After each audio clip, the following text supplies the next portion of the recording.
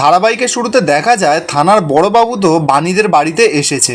বাণী তো এবার থানার বড়বাবুকে কারণটা জিজ্ঞাসা করে যে হঠাৎ এই বাড়িতে পুলিশ কেন এসেছে। বড়বাবু তখন বাণীদের জানায় বিদ্যুৎ থানার ভেতরে কাজ করে ইনকাম করে এই টাকা দিয়ে তানিয়াকে আর বিদ্যুতের মায়ের জন্য জামা আর শাড়ি পাঠিয়েছে। বিদ্যুতের মা শ্যামলী তো সেই কথাটা শুনে খুব খুশি হয় আর অফিসারের কাছে ছুটে যায়। বাণী তখন বিদ্যুতের মাকে সরাসরি জানিয়ে দেয় যে বিদ্যুতের পাঠানো জিনিস তুমি নিও না। বিদ্যুতের মা শ্যামলী বাণীকে বলছে কেন নেব না বল, তুই দেখতে পাচ্ছিস না বাণী বিদ্যুৎ পুরো বদলে গেছে। তুই জানিস আগে বিদ্যুৎ কেমন ছিল, কিন্তু এখন তুই দেখ ও কি সুন্দর মনে করে আমার আর দিদিভাইয়ের জন্য জামা কাপড় পাঠিয়েছে। এখান থেকেই বোঝা যাচ্ছে বিদ্যুতের ফাঁদে পা দিয়ে ফেলেছে বিদ্যুতের মা শ্যামলী। বাণী তখনই বিদ্যুতের মাকে বোঝানোর চেষ্টা করছে সব ওর চাল মামুনি, তুমি দয়া করে আর ওর ফাঁদে পা দিও না।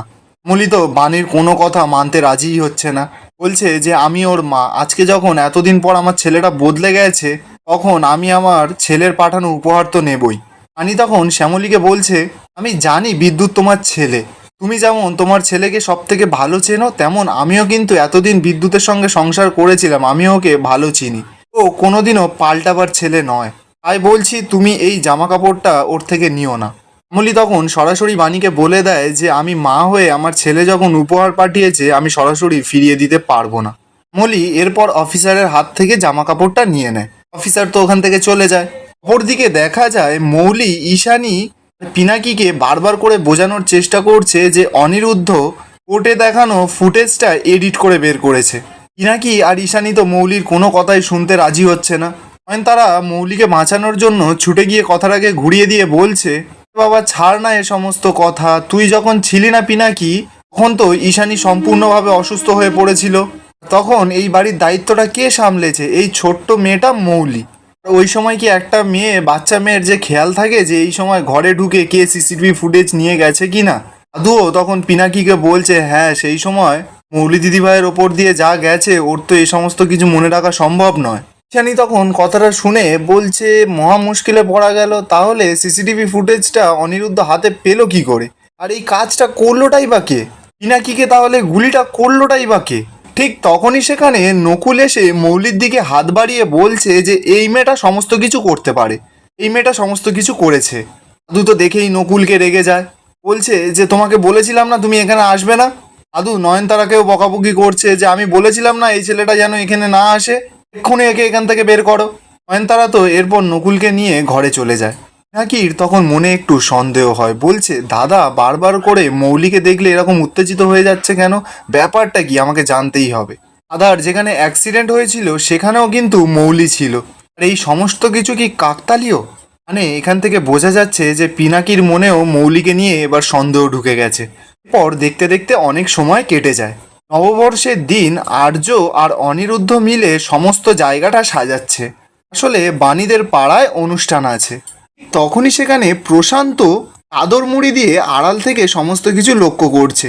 অন্যদিকে অনিরুদ্ধ কাজ করতে করতে প্রশান্তকে দেখে নেয়। অনিরুদ্ধ তো কেমন একটু সন্দেহ হয় প্রশান্তকে, কারণ এই গরমে ও তো পুরো চাদর ফাদর মুড়ি দিয়ে আছে। এবার অনিরুদ্ধ আর্যকে বলতেই আর্য ছুটে দেয় লোকটার পেছনে। লোকটাও এবার আর্যকে দেখে ওখান থেকে ছুটে পালায়। আর্য তো আর প্রশান্তকে ধরতে পারে না। এবার প্রশান্ত কোথাও একটা লুকিয়ে গিয়ে মৌলিকে ফোন করেছে, আর মৌলিকে ফোন করে বলছে যে ম্যাডাম একটা খবর আছে, আনি আর অনিরুদ্ধ আমাদের পাড়ার অনুষ্ঠানে এসেছে, বড় করে পাড়ায় অনুষ্ঠান হবে আর সেখানে অনেক লোকজন আসবে। মৌলি তখন বলছে যে ভালোই হবে, যত লোক ভিড়ের মধ্যে তত সুন্দরভাবে বাণীকে মারা যাবে, যা করব আমরা আজকেই করব, বাণীর জীবনের আজকেই শেষ দিন। পর দেখা যায় সন্ধ্যা হয়ে যায়, বাণীদের পাড়ার অনুষ্ঠান শুরু হয়ে যায়। বাণী অনিরুদ্ধ বাড়ির সকলে তো সেজেগুজে চলে এসেছে।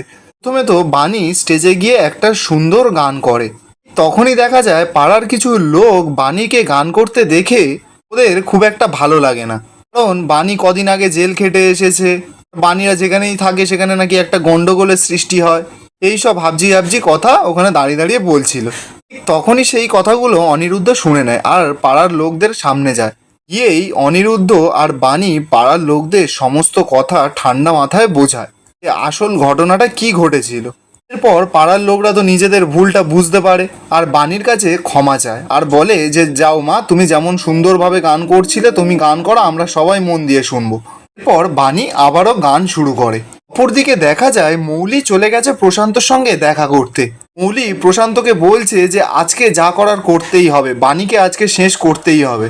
এদিকে দেখা যাচ্ছে প্রশান্ত তো ওর সঙ্গে একটা ইলেকট্রিশিয়ানকে নিয়ে এসেছে। মৌলিকে বলছে এই হচ্ছে আমাদের পাড়ার সব থেকে বেস্ট ইলেকট্রিশিয়ান, গিয়ে কারেন্টটা অফ করে দেবে, বাকি কাজ আমরা সবাই করে নেব।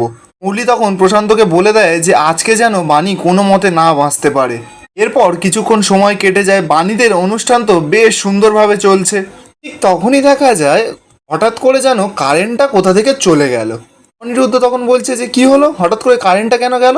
আনিয়া তো বাণীকে বলছে মা আমি কিছু দেখতে পাচ্ছি না, সমস্ত কিছু তো অন্ধকার হয়ে গেছে। অনিরুদ্ধ তো প্রিন্সেসকে বলছে তুমি এখানে একটু দাঁড়াও, আমি এক্ষুনি দেখে আসছি যে ওইদিকে কি হলো।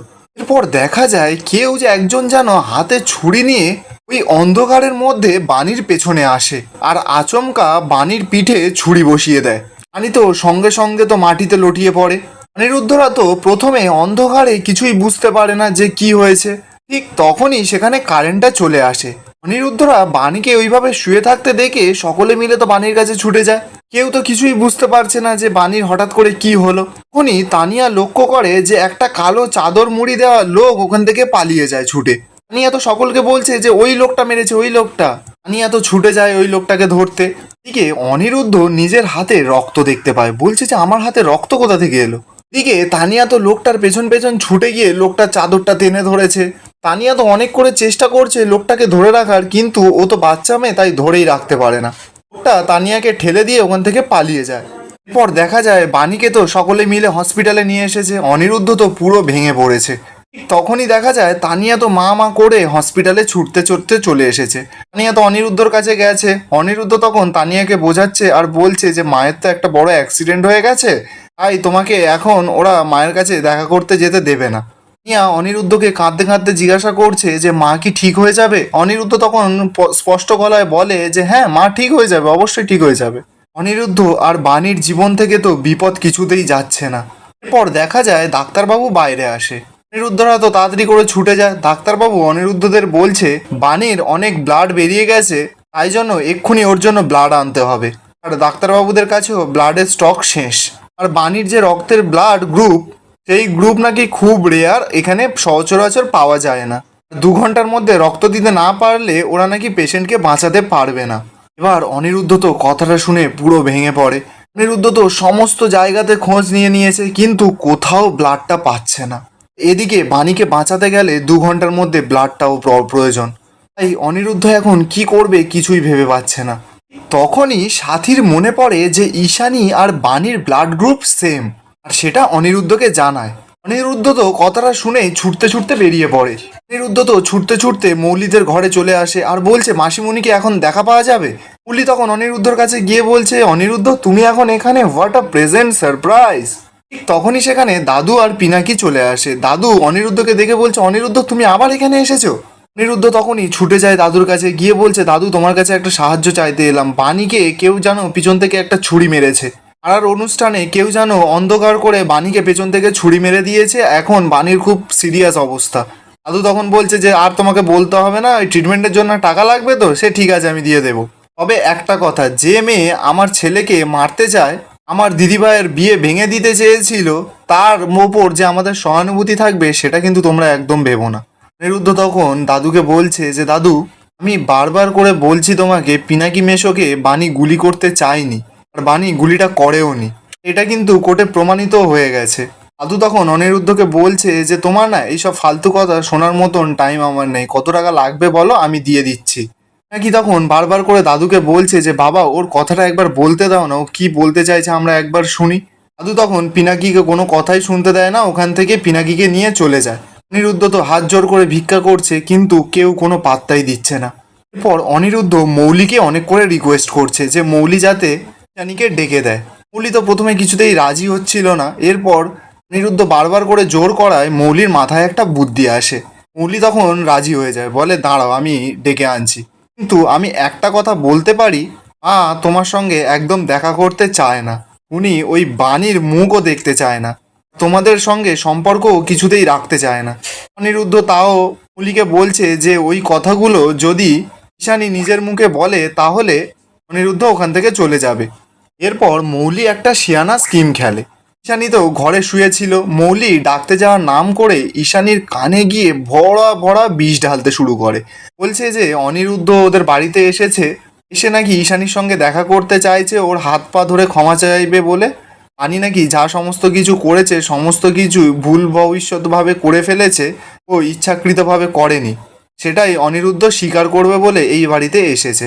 মৌলি এটাও বলে দেয় ওর মাকে ও যেন অনিরুদ্ধকে এক্ষুনি বাড়ি থেকে বের করে দেয়। মৌলি তো এমন সব কথাবার্তা ঈশানীকে বলেছে যে ঈশানী এখন অনিরুদ্ধর ওপর ফুল রেগে আছে। এরপর দেখা যায় ঈশানী তো বাইরে এসেছে, অনিরুদ্ধ তো বারবার করে ঈশানীর কাছে রিকোয়েস্ট করছে। ঈশানী ভাবছে হয়তো অনিরুদ্ধ ওর কাছে ক্ষমা চাইতে এসেছে, কিন্তু সেটা তো নয়, অনিরুদ্ধ তো অন্য কারণে এসেছে, রক্ত নিয়ে যাওয়ার কারণে। কিন্তু মৌলি তো সেটা ঈশানীকে বলেনি, উল্টো কথা ঈশানীকে বলে দিয়েছে। তাই ঈশানী বারবার করে অনিরুদ্ধকে ভুল বুঝছে আর বলছে তোমাকে আমি এখন দেখতে চাই না, তোমাদের সঙ্গে আমার কোনো সম্পর্ক নেই, এইসব হাবজি গাবজি কথা বলছে অনিরুদ্ধকে। অনিরুদ্ধ তো ঈশানীর পা হাত পা ধরেও কান্নাকাটি করছে, অনেক করে বোঝানোর চেষ্টা করছে, কিন্তু ঈশানী অনিরুদ্ধর কোনো কথাই শুনতে চাইছে না। এরপর ঈশানী অনিরুদ্ধকে বলে যায় যে তুমি এখান থেকে এক্ষুনি বেরিয়ে যাও, এই বলে ঈশানী ওখান থেকে চলে যায়। অনিরুদ্ধ তো নিরুপায় হয়ে ওখান থেকে কষ্ট পেয়ে বেরিয়ে যায়। আর এখানেই আজকের এপিসোডটা শেষ হচ্ছে। আপনাদের কি মনে হয় অনিরুদ্ধ কি বাণীকে বাঁচাতে পারবে, নাকি বাণী এখানেই শেষ হয়ে যাবে? কমেন্টে অবশ্যই জানাবে।